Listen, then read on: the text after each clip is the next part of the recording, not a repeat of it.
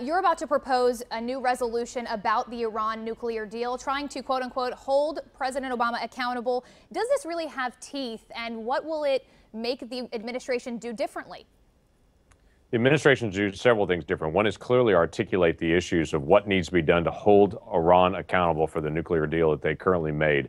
The president made this deal with Iran contrary to the Senate, contrary to the House, and their wishes, and made this executive agreement with them.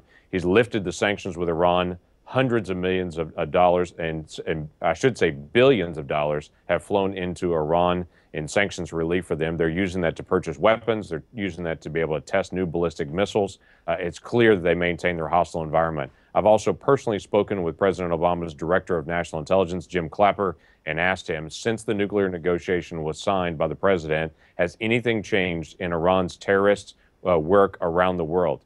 The Director of National Intelligence for President Obama has said nothing has changed in Iran's terrorist ambitions and their activities as the single largest state sponsor of terrorism in the world. So what I've tried to do with this resolution today is to be able to speak out for the Senate and proactively step out and say, here's exactly what it means for Iran to be able to violate the agreement, and broken it down in very clear terms.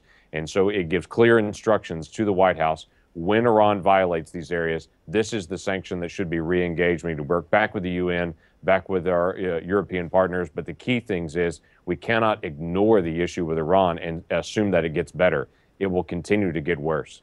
Senator Lankford, in the interest of time, we have several questions we want to touch on today, including the fact that we know that you serve, you're the only senator, frankly, to serve on the Intelligence Committee and the Homeland Security Committee. We have seen these Brussels attacks. We saw the attacks in Paris. What is the U.S. doing to shield ourselves from attacks like these?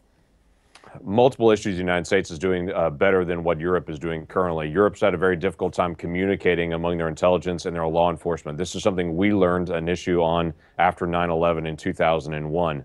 That law enforcement and our intelligence communities were not talking to each other about real threats coming into the United States. We've broken down those silos. We need to help as Americans, the Europeans, to be able to break down some of those silos as well, and so they can continue to communicate as they need to do.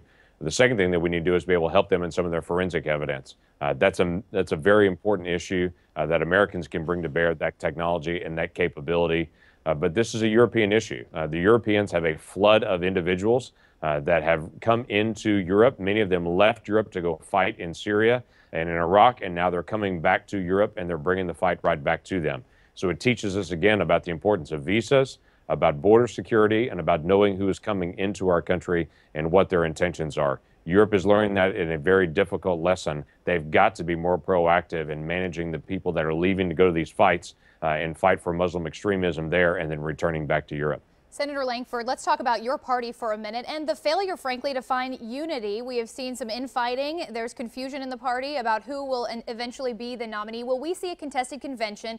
And would you support a nominee, President Trump, potentially, if that's what we see at the convention? Yeah, I've had a lot of people that have asked, what's the party going to do about the Republican election? This is not about the party. This is about the American people. The American people will make the choice of who their presidential candidate is and who their president is.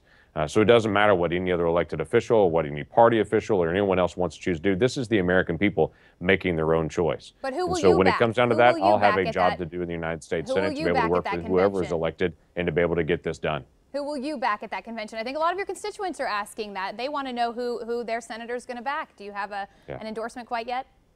Yeah, I've not endorsed any candidate throughout the presidential election. I've stayed completely out of it, let Oklahomans make their vote, and I'll continue to be able to allow the people of the United States to be able to make their decision. So my preferences in this process is that we're going to have someone very passionate about the Constitution, that's a limited government conservative, and that's going to be very focused on what is the job of the federal government and only doing that job and allowing the states and the people to be able to make their own decisions. So those are my preferences. With the American people, they're going to make their own pick.